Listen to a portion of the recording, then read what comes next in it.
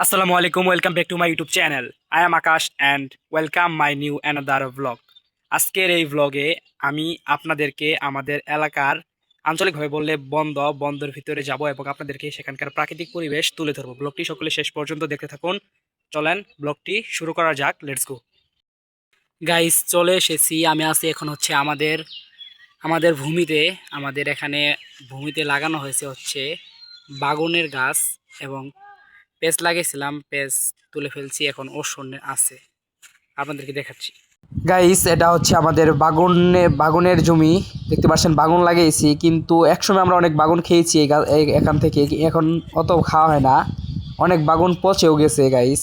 আর আমাদের জমির মাঝখানে একটি থাম্বা পড়ে গেছে গাইস। আর এটা হচ্ছে রসুন লাগিয়েছি এবং বিলিতি নায়ের গাছও লাগিয়েছে আমার মা। গাইস, এখানকার ভিউটি একবার আপনারা দেখুন। গাইস, ভিউ কীরকম সকলে কমেন্টে বলবেন।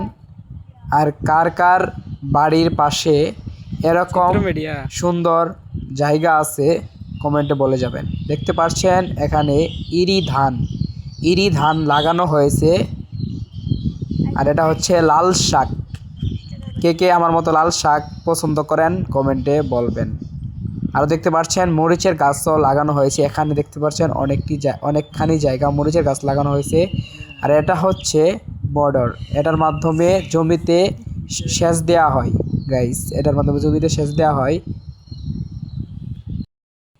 গাইস। দেখুন কত সুন্দর, চারপাশেই ইরি ধান এবং মাঝখানে হচ্ছে সেচ দেওয়ার জন্য মোটর।